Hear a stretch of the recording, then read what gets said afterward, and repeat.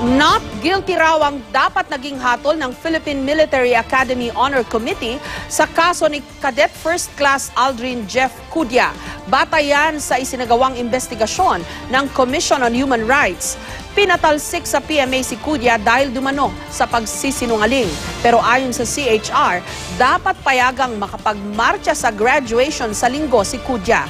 Live mula sa Baguio City, may report si Ian Cruz. Ian? Yes, Jessica, na kay Pangulo Aquino na nga ang desisyon bilang Commander-in-Chief kung papayagan ba makapagtapos mula nga dito sa Philippine Military Academy o PMA ang na-dismiss na cadet na si Aldrin Jeff Cudya. Sa rekomendasyon nga, Jessica, ng Commission on Human Rights ay dapat to makapagmarcha ngayong linggo itong si Cudya.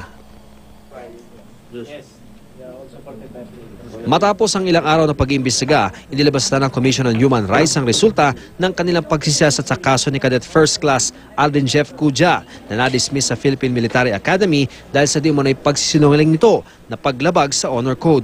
Ayon kay CHR Chairperson Eta Rosales, nilabag ng PMA Honor Committee ang karapatan ni Cudya sa edukasyon. Kaya rekomendasyon ng CHR, sundin ang unang resulta ng botohan ng Honor Committee na 8-1. Ibig sabihin, hindi unanimous ang boto sa pag-discharge sa kadete at ang nararapat na hatol kay Cudya, not guilty. Gusto rin ng CHR na payagan ng PMA si Cudya na makapagmarcha sa linggo. There was a violation of the right to due process of Cadet Cudya, and there was an utter disregard of the written processes of the Honor Committee. Ito ang Fajardo Grandstand sa tapat ng Borromeo Field kung saan nga ginagawa ang taunang graduation rites ng Philippine Military Academy. Dito nga sa aking kinatatayon ngayon, nagkakaroon ng pagkakataon ng mga kadete na makamayan mismo ang Pangulo ng Bansa. Ang CHR nagbigay ng rekomendasyon sa Pangulo upang bigyan ng pagkakataon si Cudya na makagraduate. Pero nasa Pangulong Aquino ang huling desisyon kung makakaabot ba sa lugar na ito si Cudya pagdating ng araw ng linggo. Pinag-aaralan na raw ni Pangulong Aquino ang kaso ni Cudya. Every institution has the prerogative to adopt a particular honor code or at least a set of rules that would govern behavior of people that go through that institution. There has been a decision and the cadet is not left, Cudya is not left without recourse. Pero sabi ng PMA Public Affairs Office, kahit pakatigan ng Pangulo si Cudya, mahirap pa rin makagraduate siya sa linggo. May requirements o kasing hindi na kumpleto ang kadete, tulad ng on-the-job training. I am not sure of the possibility because there is one requirement that Cadet Cudya was not able to comply, and that is his OJT. Para naman sa ama ni Cudya, sapat nang makuha ng kadete ang kanyang diploma at transcript of records. Pangulo, at ang dalangin po namin siya ilaban ng aming panalangin na siya bigyan ng lakas ng pangangatawan at ng lakas po ng kanyang espiritu na mabigyan po siya ng Solomon sa wisdom upang magamit po niya sa tamang pagdedesisyon. Pero hindi lang ang pagtatapos si Cudya ang issue dahil may pulisiya ang PMA na kailangan bayaran ng isang na-dismiss na kadete ang 1.6 hanggang 1.8 million pesos na halagang ginastos ng gobyerno sa pag-aaral nito. Yan ay kung mapapatunayan nagkasala siya sa academy. It's not just Cadet Cudya. Remember that he is a government scholar at alam natin sa kabuuan in our government, we have a policy na kapag government scholar ka, kapag hindi mo na-comply ang kailangan sa scholarship mo, required ka na ibalik yung iginasto ng gobyerno sa'yo. Ay, wala pong batas na magsosoli. Bakit isusoli? Hindi naman yan ninakaw. Yung mga nagnakaw ng pera ng bayan, yung dapat magsoli. Pero yung pinaaral ni Juan de la Cruz, hindi magsosoli. Ang isosoli la, public service. Ayon sa PMA, bukod sa pagsinungaling ni Cudya sa dahilan ng pagiging late niya sa isang klase, may dalawa pa raw itong kaso ng cheating na nauna ng inabsuelto ng Honor Committee. Paliwanag ni retired Commodore Rex Robles ng PMA Class 1965, mahalagang masunod ang Honor Code ng Academy para mahubog ang prinsipyo ng mga magiging leader at miyembro ng hukbong sandatahan. Hindi raw ito dapat pakialaman ng mga nasa labas ng PMA. The honor system belongs to the cadets. We should not tamper with that. We have so many PMA graduates who steal at the drop of a hat, who steal millions without being ashamed. If you want more of that, then tamper with the honor system. Sa ilalim ng Honor Code, bawal ang magsinungaling, mandaya, magnakaw at manamantala. Pagbibigay diin ni Senator Antonio Trillanes support ng PMA Class 1995, hindi ito dapat binabaliwala dahil dito galing ang mga magigiting na sundalo na nagbuwis ng buhay para sa bayan. Jessica, dumating din dito sa Baguio City yung kongresista na party list si Baby Pizarro at dumalaw siya rito kay Cudya sa PMA at sinabi niya, Jessica, na nag-file na siya ng resolution sa Congress upang maimbestigahan nga ng mababang kapulungan ng Kongreso itong nangyari kay Cadet Cudya. Samantala, Jessica, tuloy-tuloy yung iba't ibang mga aktibidad para sa graduation ng PMA. Kagabi nga ay dinaos na yung graduation ball nila. Ngayong gabi, Jessica, habang ako'y nakasalita ngayon, ay idinaraos naman yung tinatawag na ring hop activity nila. Bukas naman si Secretary Gasmin ay mangunguna doon sa awarding ng mga kadete at sa araw nga ng linggo, Jessica, ay pangungunahan ni Pangulong Aquino yung mahigit 200 miyembro ng Siklab Diwa class ng PMA sa kanilang graduation. Jessica. Okay, Ian, bagamat sa isang banda, may punto yung honor system ng PMA. Kaya lang, siguro nga to laymen, yung dumaan dyan, sinasabi nila, honor above everything else. Yung honor system ng PMA, kailangan pangalagaan, etc. Pero to laymen, medyo hindi nga siguro madaling maintindihan yon.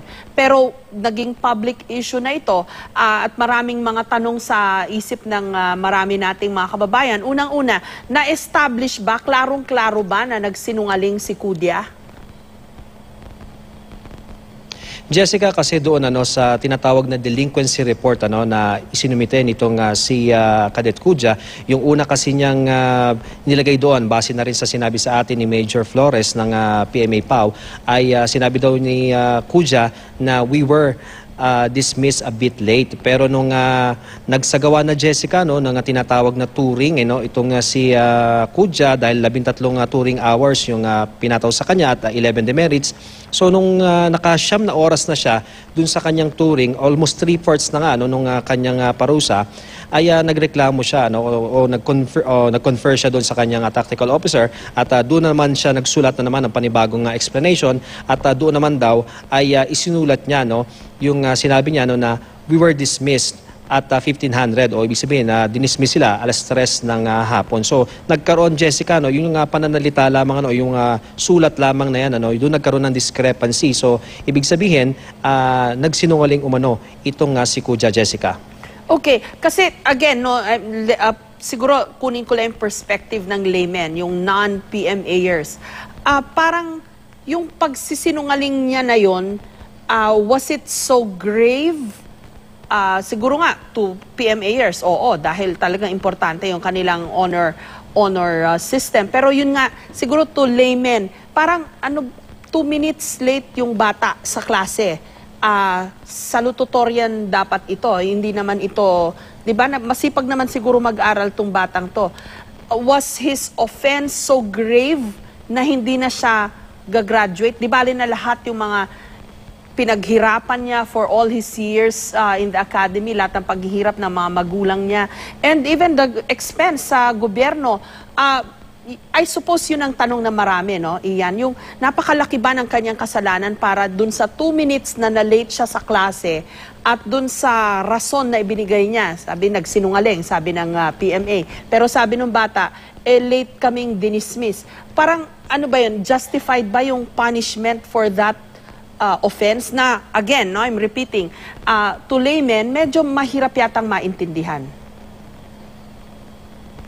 Oo, Jessica, kasi itong mga kadete, pagpasok nila dito sa academy, plebo pa lamang sila, ini-instill na kaagad sa kanila itong honor code, na hindi nga sila pwedeng magsinungaling, mandaya o magnakaw at mag-tolerate ng mga gumagawa Jessica, yung honor code kasi ang sinasabi nila sa atin dito sa PMA, ke maliit, ke malaki, nagsinungaling ka, nandaya ka, nagnakaw ka, nag-tolerate ka, pareho daw yon. So ibig sabihin, kung maliit lamang yung ginawa mo, nagsinungaling ka sa napakasimpleng bagay, pero nagsinungaling ka pa rin.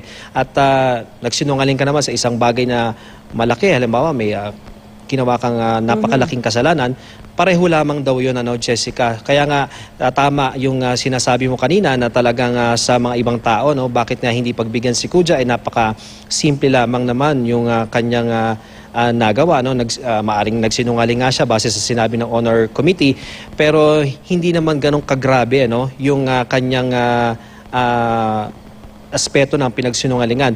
Pero para sa Honor Committee, Jessica, at ang PMA, sinustain na rin yung kanilang naging pasya ng Honor Committee na kailangan nga daw i-separate itong si Cudya dahil nga sa tingin nila dito sa PMA ay nalabag niya ang honor code. At ang CHR naman, Jessica, dahil nga lumabas doon sa kanilang pag-iimbestiga na, Jessica, kasi nung nagkaroon ng deliberation ng Honor Committee, nung magbotohan na sila, ay lumitaw doon sa pag-iimbestiga ng CHR base na rin sa mga kinausap nila mula doon sa mga bumoto na miyembro ng Honor Committee at sa mga non-voting members na may 8-1 talaga na lumabas. Kailangan kasi, Jessica, 9-0 or unanimous yung boto upang talaga masabi natin na kailangan guilty itong isang kadete. Pero nagkaroon umano ng establish na yun, Jessica, na fact na yan, nagkaroon talaga ng 8-1 na boto.